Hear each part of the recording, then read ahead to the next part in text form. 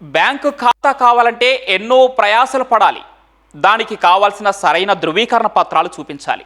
Bank అధికారుల పరిశీలన పూర్తయితేనే ఖాతా తెరిచేందుకు వీలుంటుంది. కానీ ఆ వ్యక్తి మాత్రం సులభంగా బ్యాంక్ అధికారులను బోల్తా కొట్టించాడు. వివిధ బ్యాంకుల్లో 26 ఖాతాలు తెరిచాడు. కోట్లలో రుణాలు పొందాడు. ఆ డబ్బులు తిరిగి చెల్లించకుండా కుచ్చుటోపి పెట్టాడు. చివరికి అతను సమర్పించిన పత్రాలన్నీ నకిలీవని అధికారులు గుర్తించారు. ఇంతకీ ఎవరా కేటుగాడు?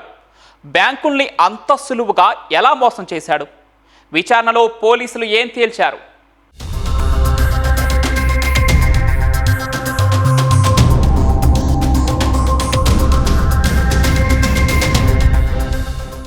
విజయవాడ పటమట ఈ సేవా కేంద్రంలో పనిచేస్తున్న ఓ వ్యక్తి తనకున్న కంప్యూటర్ పరిజ్ఞానాన్ని ఉపయోగించి నకిలీ జీతాల స్లిప్పులు, ఆధార్ కార్డులు, పాన్ కార్డులు, ఐడి కార్డులు తయారు చేశాడు.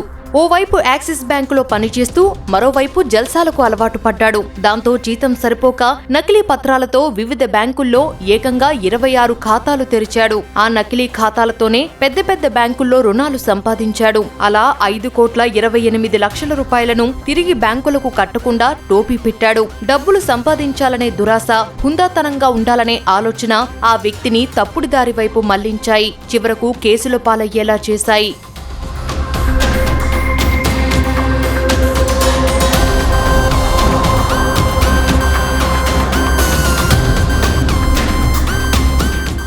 కృష్ణా జిల్లా గూడూరు గ్రామానికి చెందిన నీలం పవన్ కుమార్ తనకున్న పరిజ్ఞానంతో బ్యాంకులో తొందరగా రుణాలు పొందటానికి అవసరమైన నకిలీ పత్రాలను తయారు చేసుకున్నాడు. బ్యాంకులకు వచ్చిన కస్టమర్ల నుంచి పత్రాలు సేకరించేవాడు.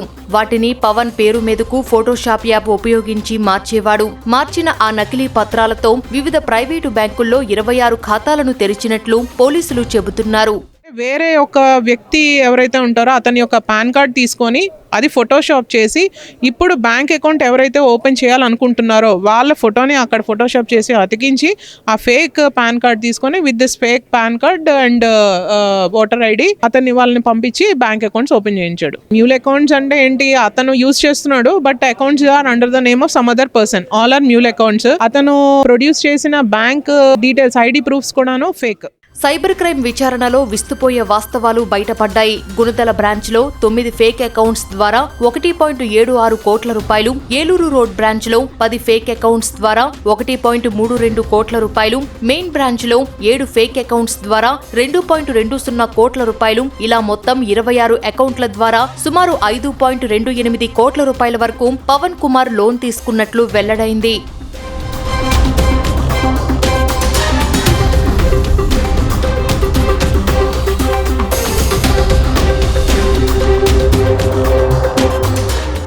నిందితుడు పవన్ తెలివిగా నకిలీ శాలరీ ప్లే స్లిప్లు సృష్టించేవాడు. వాటి ద్వారా ఆయా బ్యాంకుల నుంచి క్రెడిట్ కార్డులు తీసుకోవడంతో పాటు రుణాలు పొందడం చేశాడు. ఆన్లైన్ అకౌంట్ల వల్ల బ్యాంకు అధికారులు కూడా వెరిఫికేషన్లో అతని గుట్టును పసిగట్టలేకపోయారని పోలీసులు తెలిపారు. Number of mobile phones and we found many credit cards and also identity proofs కూడాను అతని దగ్గర దొరకడం జరిగింది. అకౌంట్స్ ఓపెన్ చేసినప్పుడు ఎవరు ఓపెన్ చేస్తున్నారు, is it a genuine account or a mule account అనేది there should be definitely check on the bank side. ఈ సైబర్ క్రైమ్కి క్రక్స్ ఏంటంటే 2 థింగ్స్ అండి. One is fake SIM card, the other one is mule account. ఈ mule accounts ఎందుకు వస్తున్నాయని అంటే due to lack of proper verification on the bank side. ఇప్పుడు అడిగితే కూడా వాళ్ళు ఏం చెప్తారంటే ఎవ్రీథింగ్ ఈజ్ ఆన్లైన్ కాబట్టి we don't have those checks and measures అనేది. But that should not be the thing. There should be definitely checks and measures. ఎవరు open చేస్తున్నారు ఏంటనేది వీ షుడ్ చెక్. అలాగే ఫర్మ్స్ మీద కూడా ఇతను కొన్ని ఫర్మ్స్ కూడా షెల్ కంపెనీస్ కూడా ఓపెన్ చేశాడని ఉంది. That investigation still we have to carry out. సాంకేతిక ఆధారాలతో పవన్ వద్ద ఉన్న వివిధ స్థిరాస్తులకు సంబంధించి సుమారు 7 కోట్ల విలువైన 34 డాక్యుమెంట్లు, కారు, బైక్, 122 గ్రాముల బంగారం, 927 గ్రాముల వెండి, 9 ఏటీఎం కార్డులు, 11,500 రూపాయల నగదు పోలీసులు స్వాధీనం చేసుకున్నారు. నిందితుడిపై గతంలో గూడూరు, బందరు, భవానీపురం, కృష్ణలంక పోలీస్ స్టేషన్లలో వివిధ కేసులున్నాయని తెలిపారు.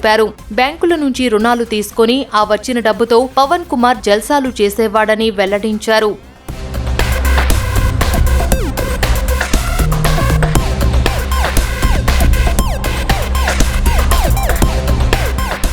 పవన్ కుమార్ నగదు లావాదేవీల కోసం షెల్ కంపెనీలను కూడా ఏర్పాటు చేసినట్లు తెలుస్తోంది. లావాదేవీలపై పూర్తి వివరాలను పోలీసులు దర్యాప్తు చేస్తున్నారు. నిందితుడిని చాకచక్యంగా పట్టుకున్న పోలీస్ అధికారులను cyber crime DCP Krishna Prasanna అభినందించారు.